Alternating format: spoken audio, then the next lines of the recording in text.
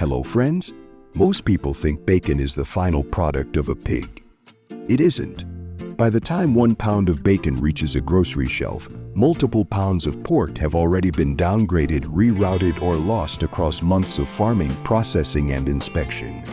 So do you think it actually takes to make the bacon you trust enough to eat?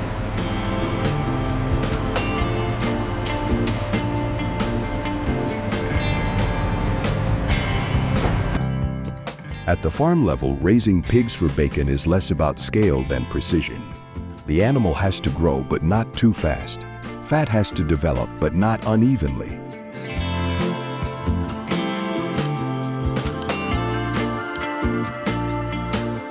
Too lean, and the belly won't hold its structure later in the process.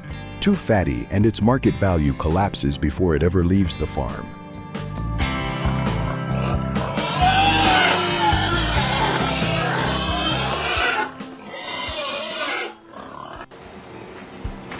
Feed prices climb week after week while market prices stay rigid. Every extra day on the farm adds cost.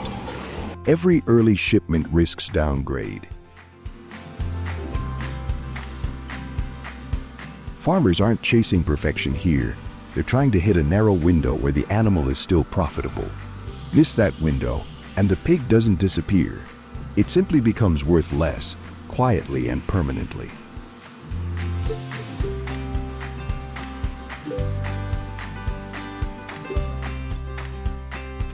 That window is unforgiving, and it closes faster than most people realize. A pig that reaches target weight too early isn't ready.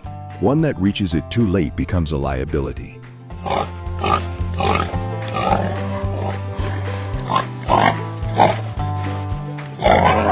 Disease outbreaks, extreme weather, transport delays, plant backlogs, none of these appear on packaging, but all of them hit the balance sheet. When something goes wrong, the loss doesn't announce itself.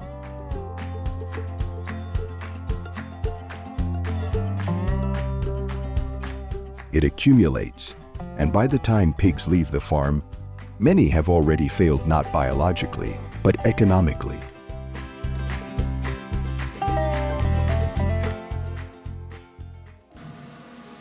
Inside the processing plant, that economic pressure turns into speed.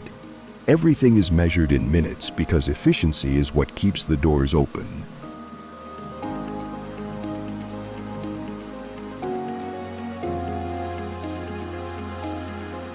But efficiency is also where quality breaks the fastest. Machines don't pause for hesitation. Workers don't have time for second guesses.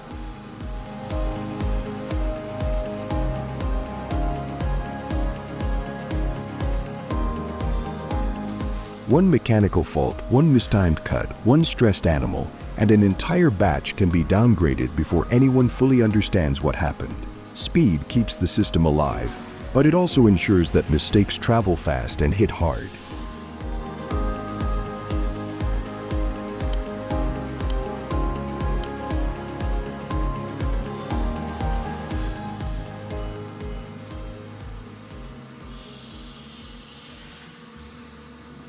When carcasses are broken down, the pork belly is pulled aside, and this is where bacon is either confirmed or quietly abandoned. Not every belly qualifies.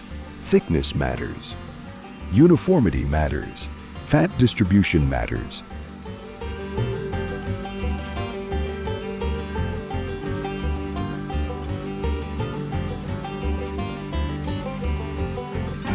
The market doesn't care how much work went into raising the animal.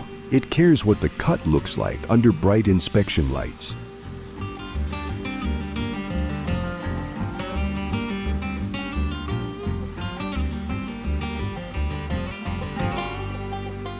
Bellies that don't meet the standard aren't rejected with drama. They're rerouted, repriced, and absorbed into lower value products.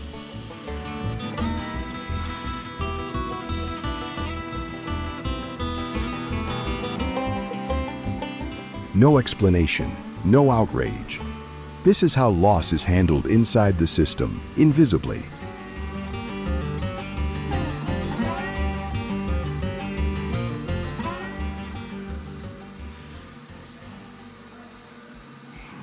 From there, the margin for recovery narrows even further. Curing is where mistakes stop being fixable. Most people think of it as seasoning, but it's irreversible chemistry.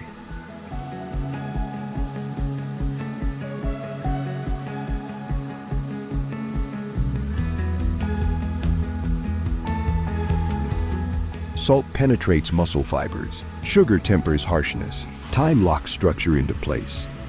If curing goes wrong, it doesn't announce itself immediately.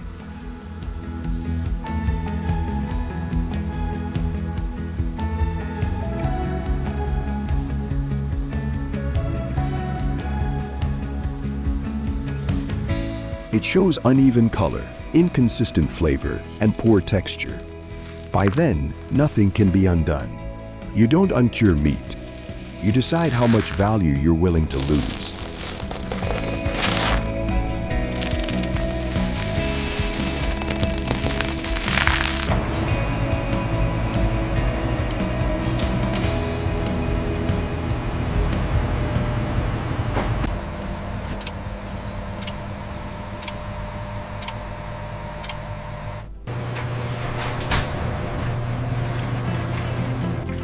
Smoking adds another layer of risk on top of that.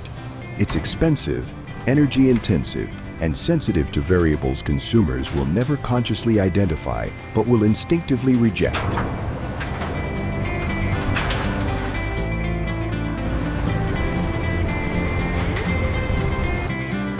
A slight temperature shift can dull color. Too much smoke can turn the aroma sharp. The bacon may still be safe, still edible, still technically fine, but safe doesn't sell. Appearance decides survival long before taste ever gets a chance.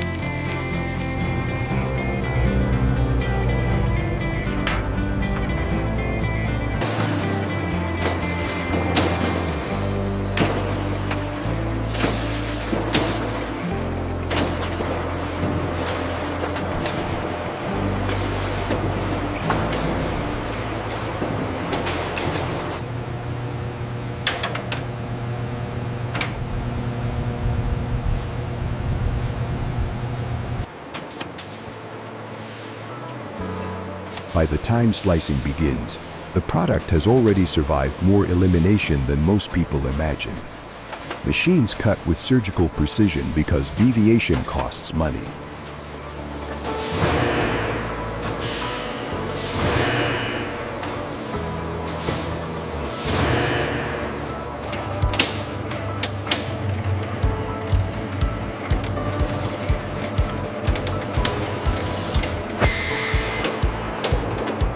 Too thin, and fat renders away before flavor develops.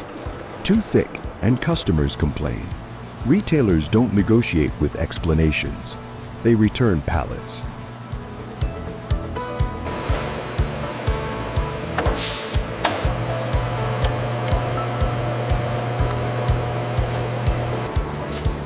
Every return case represents weeks of sunk cost feed, labor, energy, transport written off without ceremony.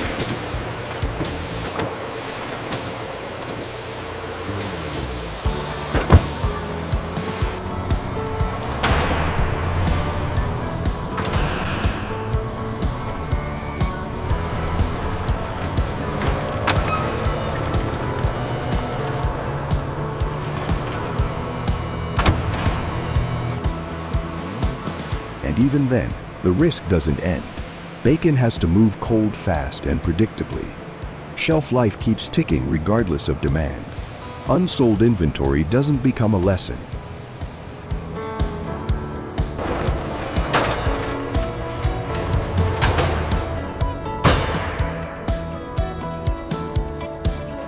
It becomes a waste.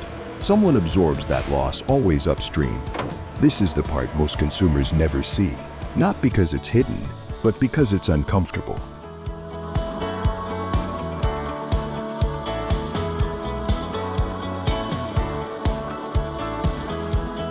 Bacon isn't affordable because it's easy to make. It's affordable because failure is built into the system, planned for, normalized, and quietly paid for by people who can't pass the cost forward.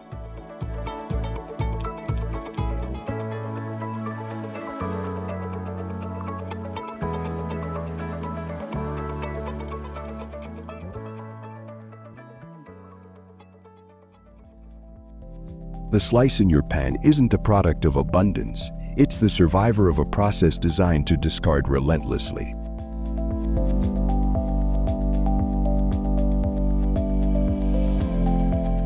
Understanding this doesn't demand guilt or outrage. It doesn't tell you what to eat or what to stop eating. It simply changes how the story lands.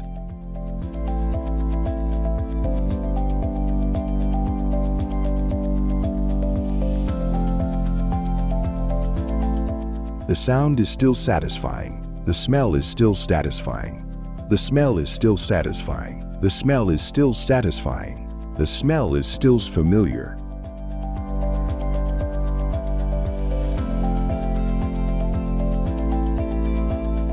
But now there's context behind it. The understanding that this industry doesn't run on perfection. It runs on endurance.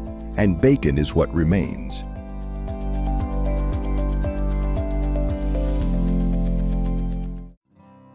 What does it take to turn a ferocious crocodile into a luxury delicacy?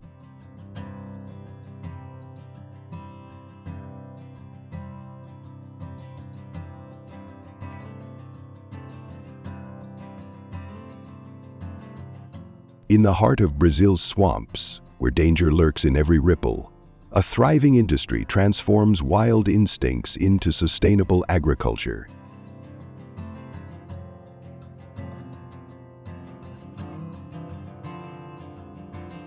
This farming documentary dives into the mesmerizing world of crocodile farming.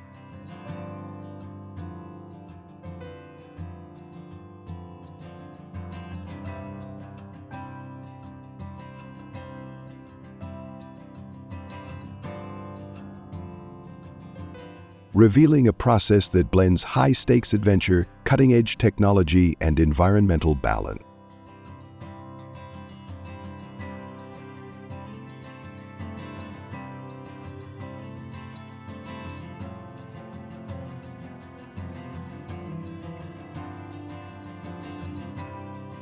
The story begins in Brazil's murky swamps, where fearless workers brave crocodile-infested waters to collect eggs.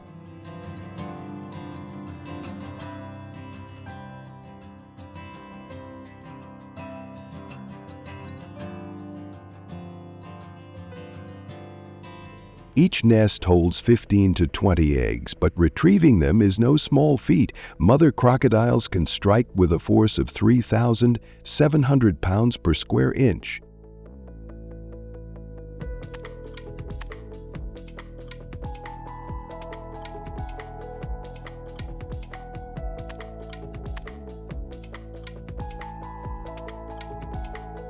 In this farming documentary, we follow these workers as they navigate treacherous mangroves, their every step shadowed by the threat of an attack.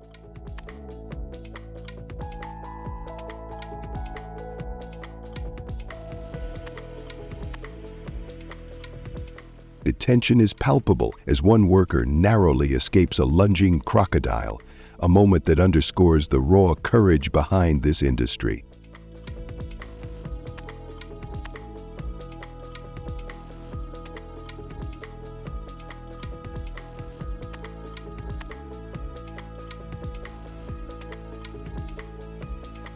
But why risk it all for these eggs? The answer lies in a processing factory where nature meets innovation.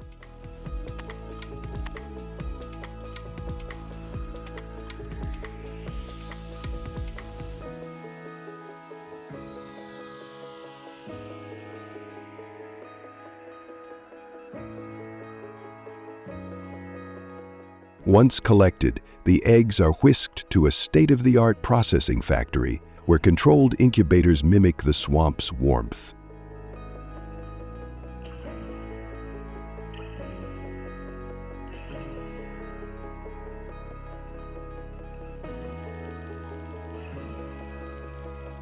Within weeks, tiny crocodiles emerge, adorable yet ferocious, snapping at anything that moves.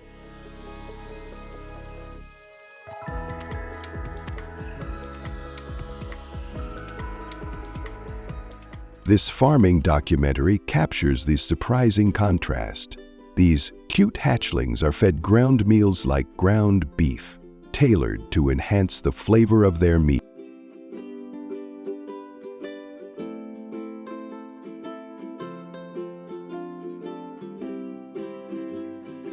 Over 80% of these babies will grow into market-ready crocodiles, but their journey is meticulously managed.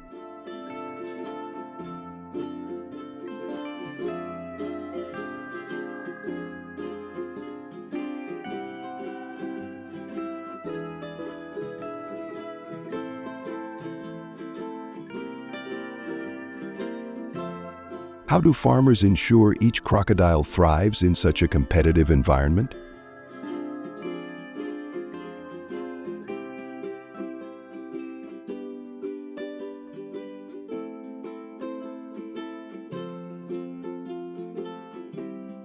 In sprawling man-made ponds, the processing factory sorts crocodiles by age and size, a process critical to their rapid growth.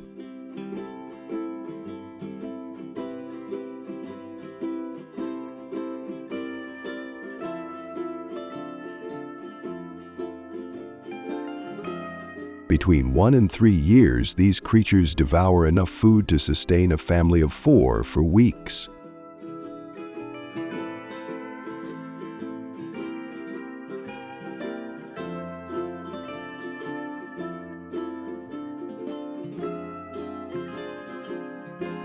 This farming documentary reveals the science behind the operation.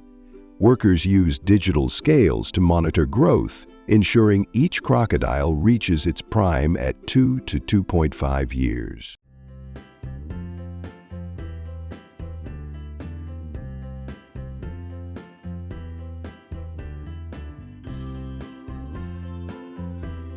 The scale of this operation is staggering. Some farms house over 10,000 crocodiles at once.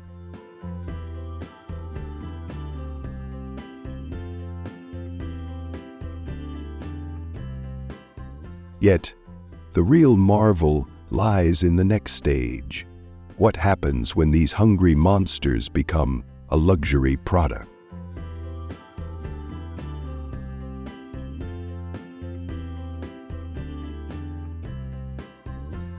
At the processing factory, the harvesting process unfolds with precision.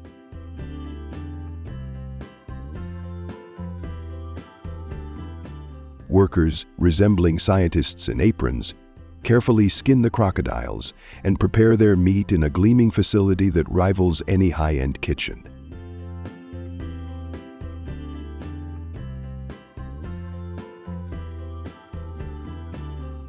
This farming documentary showcases the technology at play. Vacuum-sealed packages, labeled with nutritional data, roll off the line, ready for global markets.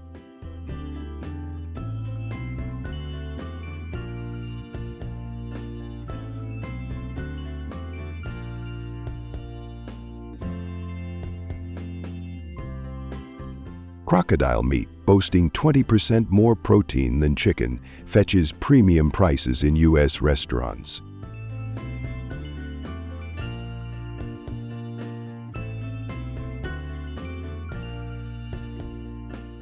A single pound can cost $50.00, transforming these swamp dwellers into culinary gold. But does this industry come at a cost to nature?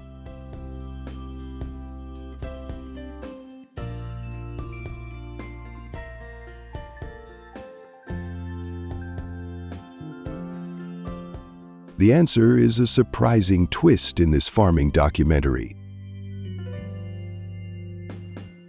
To maintain ecological balance, farms release a portion of their crocodiles back into the wild.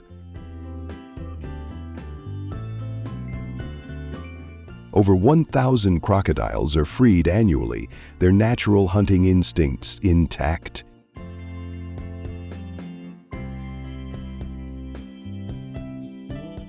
Far from depleting wild populations, this practice reduces poaching pressure, with Brazil's crocodile numbers stabilizing over the past decade.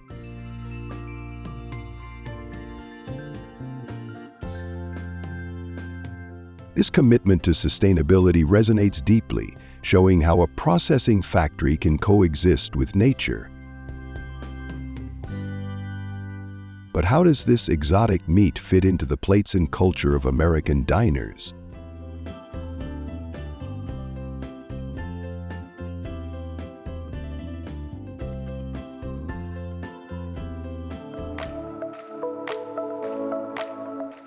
In the U.S., crocodile meat is redefining luxury dining. Chefs in cities like Miami and New York praise its lean texture and rich flavor, serving it in dishes that cost upwards of $100, 0 cents per plate. This farming documentary takes us inside a Michelin-starred kitchen, where a chef grills crocodile skewers, proclaiming it the future of fine dining. Beyond meat, crocodile leather graces high-fashion runways, from handbags to boots. The industry's global reach, exporting $200 million 0 cents in products annually, underscores its cultural impact.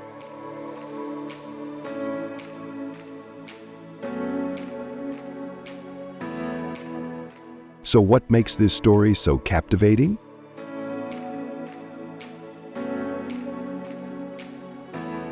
This farming documentary isn't just about a processing factory. It's a tale of balance between danger and innovation, nature and commerce. From the heart-pounding egg hunts to the sustainable release of crocodiles, every step challenges our expectations. Want to know more about the wild world of exotic farming? Share your thoughts below and join us for the next chapter in sustainable agriculture.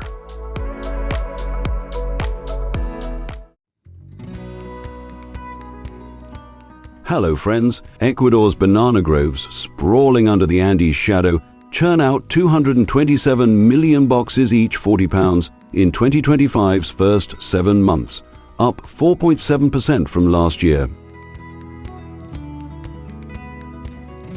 Here, Juan Ramirez, a farmer, stakes $5,000, 0 cents per hectare, not just on crops, but on his son's college dreams.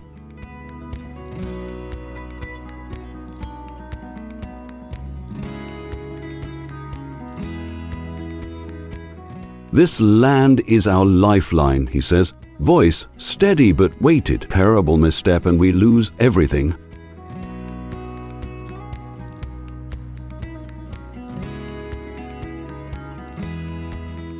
Ecuador dominates the banana trade, shipping 199 million boxes in 2025's first half, 4% organic, feeding Europe's hunger.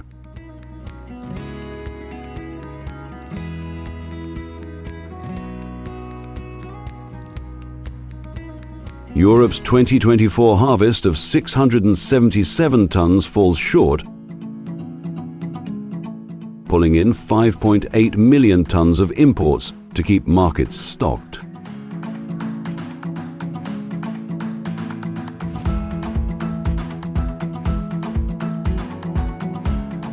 Juan's bananas face a 9,000-kilometer trek to Rotterdam, costing $0.1 to $0.2 per pound, a razor-thin margin where climate chaos looms large.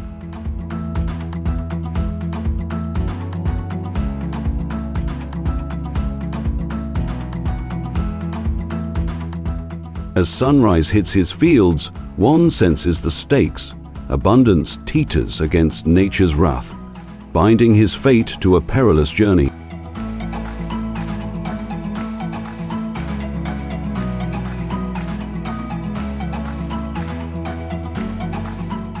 The work begins in the dirt. Juan's team plants seedlings, battling 2025's brutal foes, tropical race 4, TR4, a fungus thriving in hot, wet conditions, and black sigatoka, slashing global yields by up to 20%.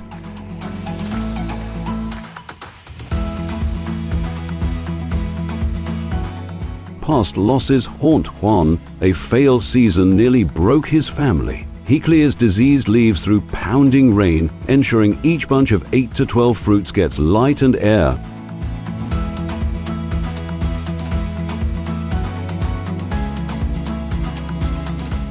Rover handing machines, new in 2025, boost efficiency, lifting Ecuador's quarterly output by 1.77%. Droughts hit hard once, Juan says. Now floods threaten, but every leaf I save is for my boy.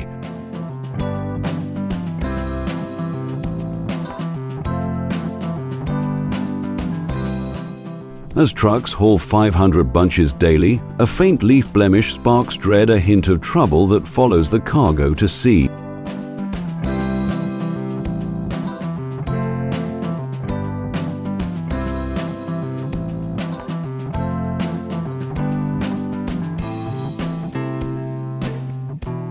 A single jolt can bruise fruit, spiking losses to 3 to 5%, or double in storms.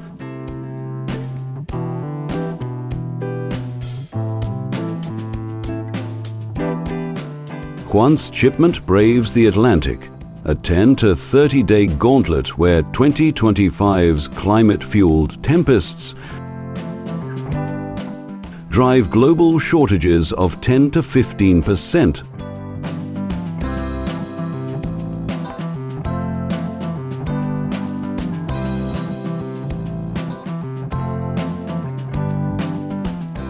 A phone call halts everything. A Rotterdam inspector's voice cut sharp. Random tests flag TR4, quarantining Juan's 500 crates.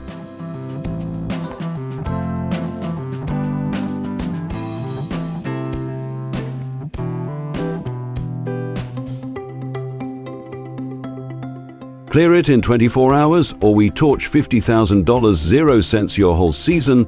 The ultimatum stings.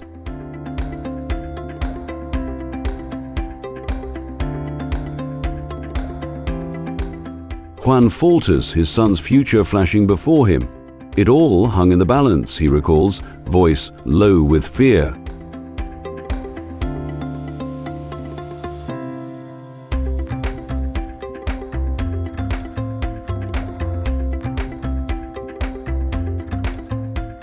Dock worker Maria in Rotterdam grimaces. TR4's nightmare quarantines can ruin farmers. With EU checks and tariffs tightening, the stakes soar.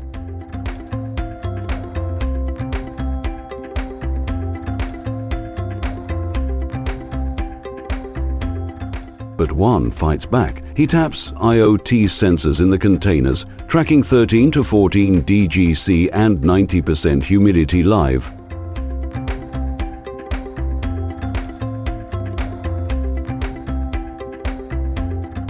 Data shows a 2% anomaly with no real threat. He triggers StarRipe TM, 2025's ripening tech, stabilizing the load remotely.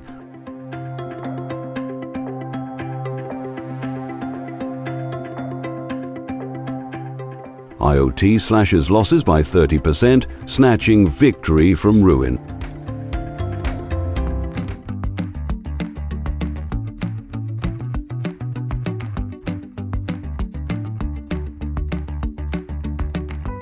That grit fuels Rotterdam's factories, where triumph takes shape. In 10 minutes, 1102 pounds batches rinse clean, robot-guided scanners, culling 5% of 3,000 fruits hourly, cutting waste by 20%.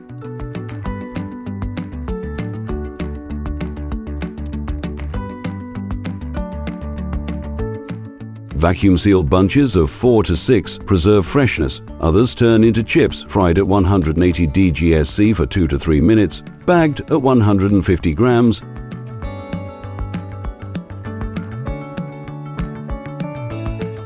Banana fibers with 1,500 units per centimeter strength craft over 1 million sustainable goods yearly. Paper, bags, hope.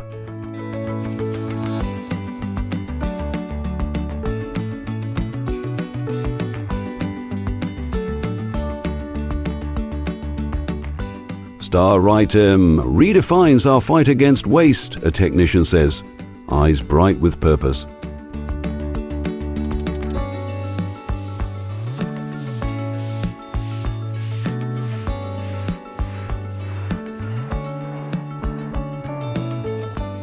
Juan's harvest, now transformed, ignites a broader vision. In Berlin, shopper Anna bites into a banana.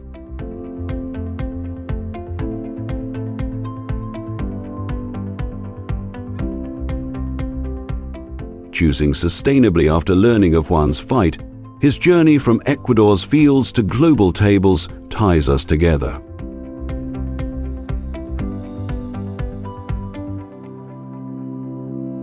That scare forged my strength, Juan says, a smile cutting through exhaustion.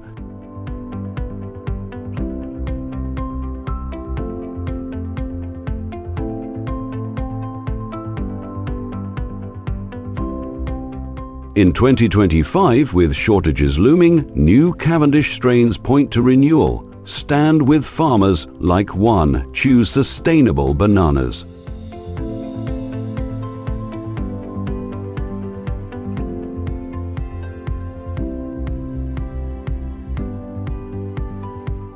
Their saga, born in soil and storm, shows that with innovation and heart, fragility turns to lasting light.